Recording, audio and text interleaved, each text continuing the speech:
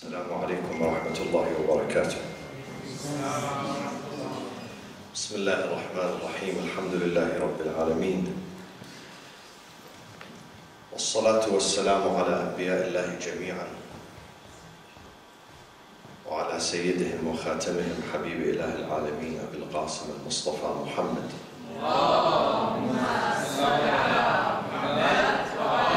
وعلى أهل بيته الطيبين الطاهرين المعصومين وأصحابه المنتجبين ومن تبعهم بإحسان وإيمان إلى يوم الدين. رب اشرح لي صدري ويسر لي أمري واحلل عقدة من لساني يفقه قولي. May the peace and the blessings of the merciful, compassionate Lord to be with you, surrounding you, my dear sisters and brothers. Again, I'm very excited and happy to be with you in this beautiful city, this beautiful building.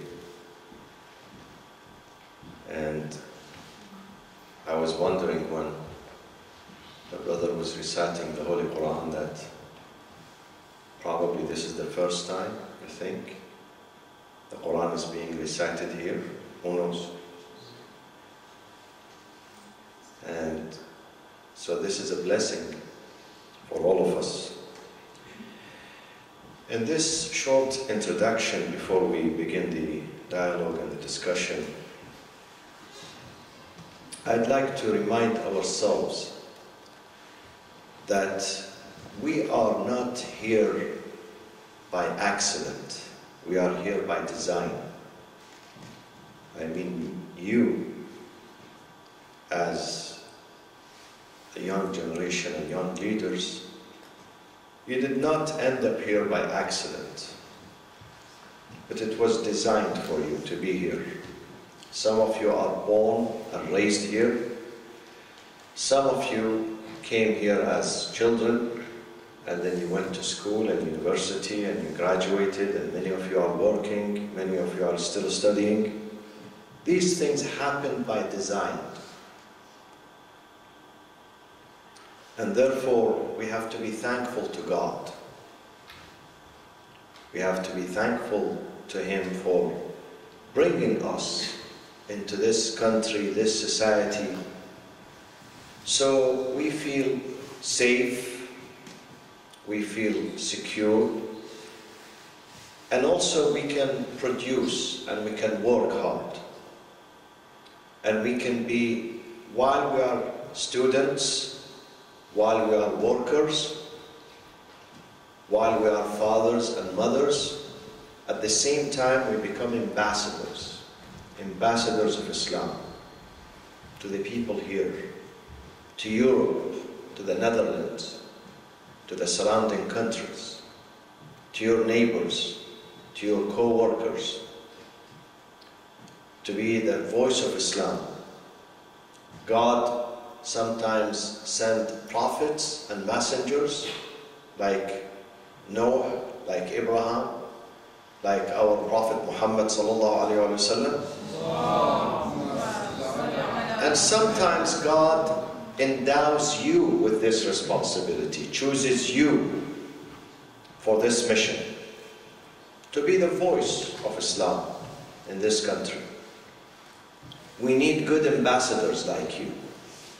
We need people who understand Islam in a healthy way, in a good way, in the right way.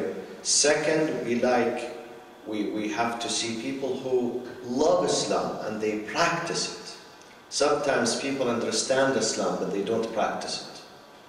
Many Muslims today, they are born in Muslim societies, Muslim families.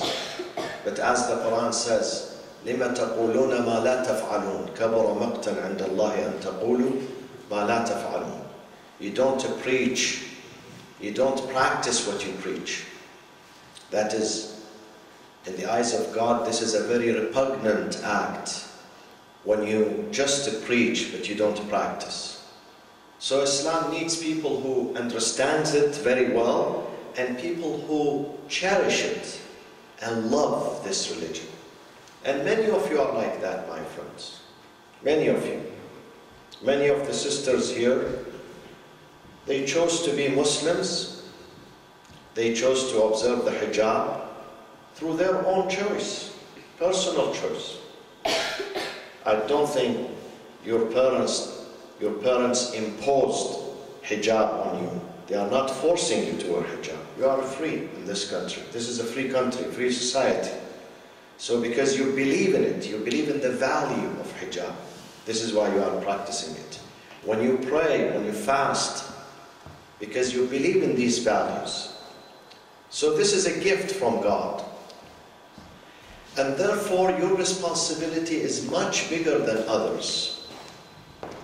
Your responsibility is to practice Islam, and then you transfer it to others. In a good way, in a nice way, in a kind way. ادع إلى سبيل ربك بالحكمة والموعظة الحسنة. Preach to the path of your Lord بالحكمة.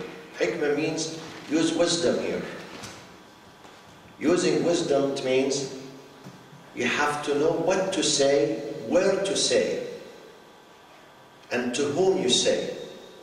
I was telling a friend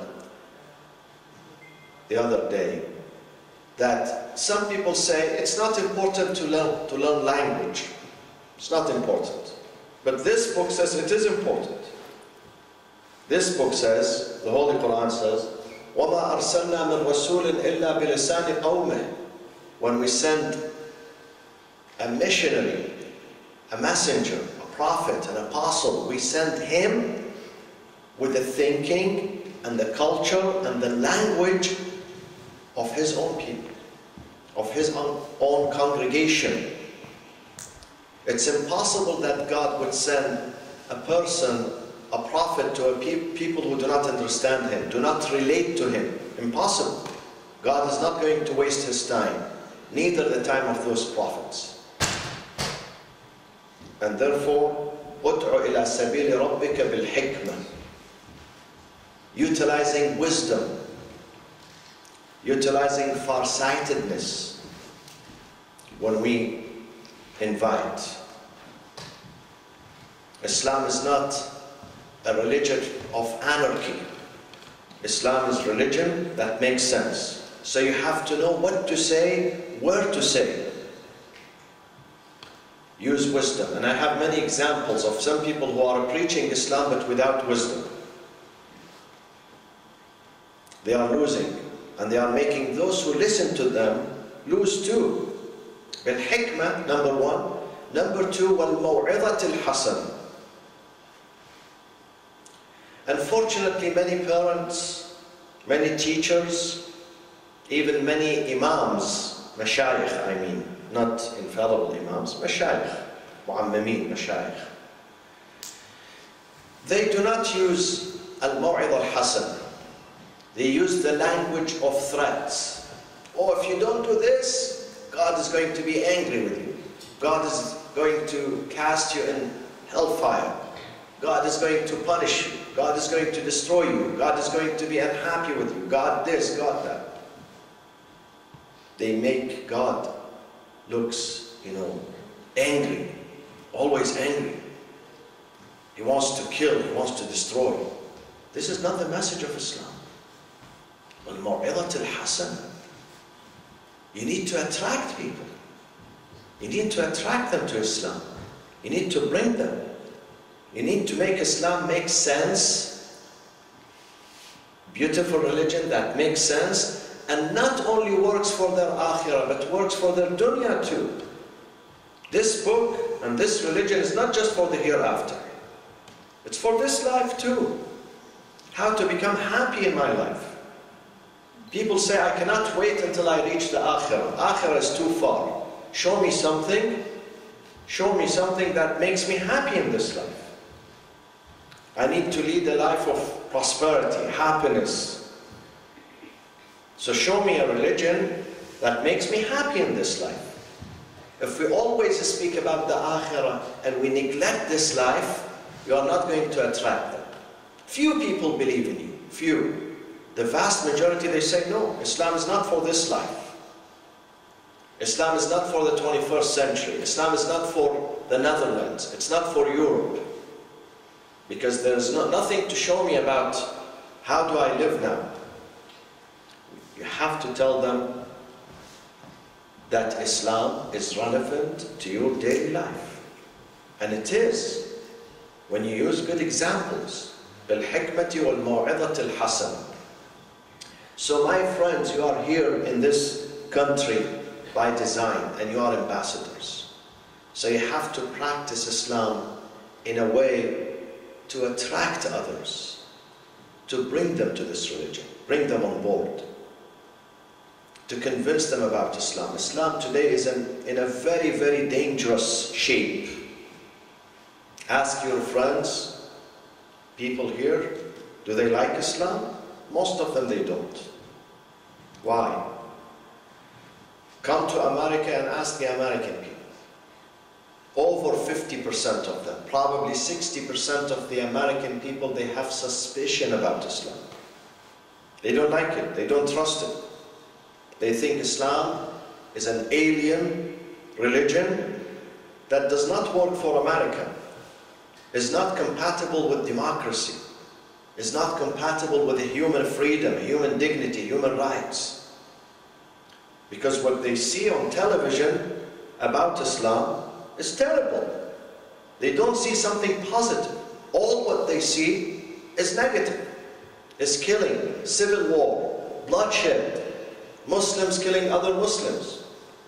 So how can we convince them that our religion is about peace when our people back home, they are killing each other? They are bombing churches, mosques, marketplace, hospital, school. Children are being killed in Syria, in Yemen, and other places.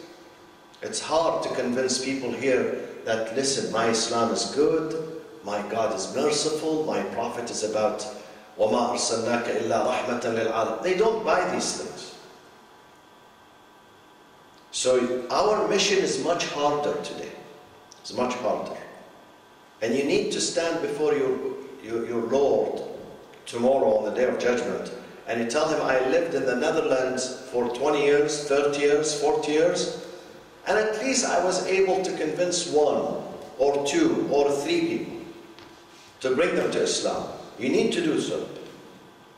God is going to ask you. You lived in this country. You went to school. You graduated from university. You established a business. You had a family. You raised children. What did you do for me? What did you do for me? We have to answer this question. Each and every person of you has this responsibility of inviting others to the way of God, introducing them to Islam. Our job is to introduce. Our job is not to convert. There is a difference between conversion and introduction. Our job is not to convert. We don't convert people. Oftentimes, people ask me, do you come to America to convert? I say, no, this is not my job. This book says, إِنَّكَ لَا تَهْدِي مَنْ أَحْبَبْتَ وَلَكِنَّ اللَّهَ يَهْدِي مَنْ يَشَاءُ. It is not you, O Muhammad, who guide. It is God who guides those who are worthy of being guided. وَلَكِنَّ اللَّهَ يَهْدِي مَنْ يَشَاءُ. Our job is just to introduce, to answer the questions that they have in their mind, to show them that my religion, I believe my religion today is the best. All religions are good, but my religion is the most updated religion. It's like these iPhones. This iPhone, I think it's 5S. But some of you have, which one we have the latest? 7? 7S or just 7? So this is, 5S is like Judaism. Then you have 6 like Christianity, and then you have 7, which is the Islamic one. Islam did not come to abrogate and destroy other religions. Islam came to integrate them, to complement them. Yukammil, to integrate. Therefore, you are all ambassadors, my sisters. All of you are ambassadors of Islam. And you brothers too. We have to be careful when we walk. We have to be careful when we establish a relationship with any person. We have to be careful when you go to school. You have to be careful when you go to work. You have to be careful when you give a promise. You have to be careful when you judge something. You have to be extra careful. You have to be careful when you go to the marketplace. You have to be careful when you drive your car. People are watching you. If you say, I am the ambassador of Islam, I am ambassador of God, I am ambassador of Muhammad, then you have to live up to these. You have to live up to this responsibility. You have to live up to this responsibility. We have to be extra careful in this country. I think it's a blessing that God brought you from Afghanistan, Iran, Iraq, Syria, Palestine, Morocco, Turkey. He brought you here. This is a gift. This is a gift. God chose you to leave your own native land and to immigrate to this land for a mission. For a mission. Yes, you have to work hard. You have to earn money. You have to go to school. You have to graduate. Those of you who did their bachelor's, they have, if they are able, they have to do their master's. Once they finish their master's, they have to do their PhD, sometimes postdoctorate. Those who can't, they go to the work. They work. It's okay. You have to get the best job. Don't give up. Some people, they search for a job for 2 weeks, 3 weeks, and then they give up. No, you have to continue searching for the best job, which has the best income, so you can serve yourself and your family. You have to be hardworking. A good Muslim is someone who's serious and ambitious. Ambitious. طموح. You have to have ambition. Don't say, well, I finished school, I have a bachelor degree, I have a job, I have this income, it's okay. No, it's not okay. If you can do better, you must do better. You must do better. Because you need to serve yourself and your family, and you have to serve this country on a higher level. On a higher level. This is good to be ambitious. Yes, there is a difference between ambition and greed. Don't be greedy, but be ambitious. Say, I need the money to help my country, to help my community, not just for me. Sometimes someone is searching, his goal is to accumulate money just for himself. Just for himself. This is a greed. But when you need money, not just for yourself, for others, to serve others, this is not a greed anymore. This is for a good cause. Imagine our Prophet could not begin his mission without the money of Khadija alayhi salam. In Mecca there were 3 millionaires at that time. One of them was Khadija bint Khuwaylid alayhi salam. So she brought her wealth to the Prophet. She said, Ya Rasulullah, me and my wealth at your service. This is yours.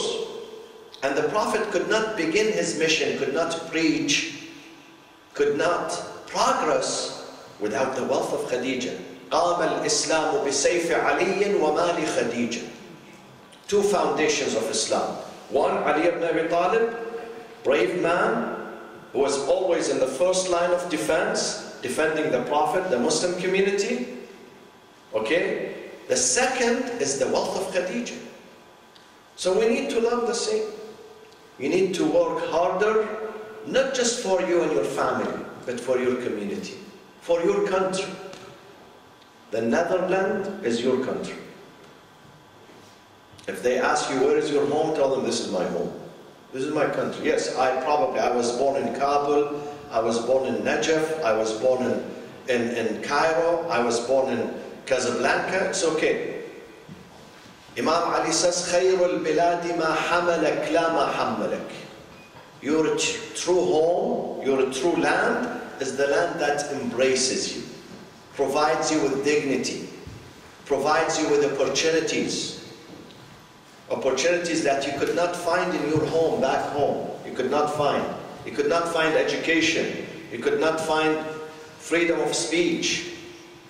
In some countries, in some Muslim countries, there is no dignity for the humans. No dignity, no respect. People are treated like subhumans, like animals, in some Muslim countries. So God brought you here for a reason, to be the ambassador. Always say to yourself, my friends, always, day and night, talk to yourself and say, I'm the ambassador of Islam in this country. So if I'm an ambassador, how should I act? How should I behave? How should I establish my relationships with others? If you don't keep this in mind, we are not going to behave well, believe me. But if you keep this in your mind, I'm an example. I'm an example. I'm a role model. People look at me. People watch me. If you say this to yourself, especially sisters with hijab, you have a bigger responsibility. Why? Because hijab is not just a piece of cloth to cover yourself with it. This is a statement.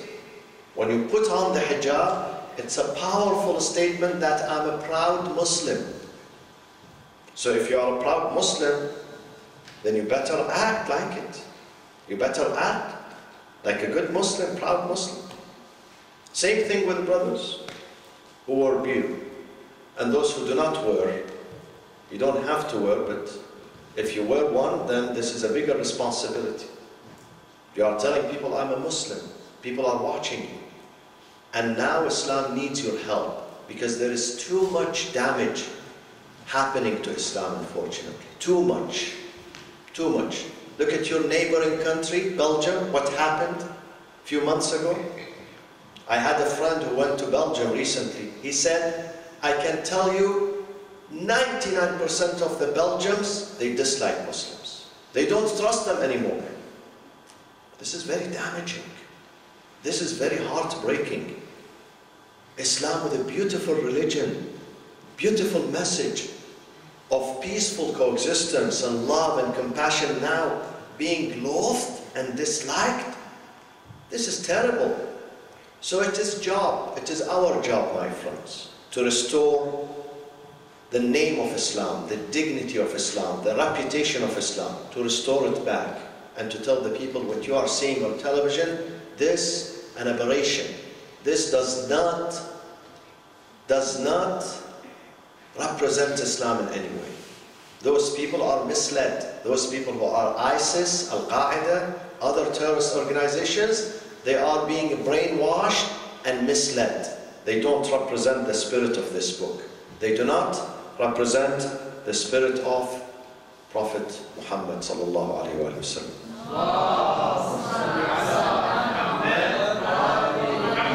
So this was an introduction, and I hope we're going to enjoy the rest of the night in this dialogue with you, inshallah. Wa sallallahu wa sallam ala Sayyidina Muhammad wa ahli baytihi at-tayyibin at-tahirin.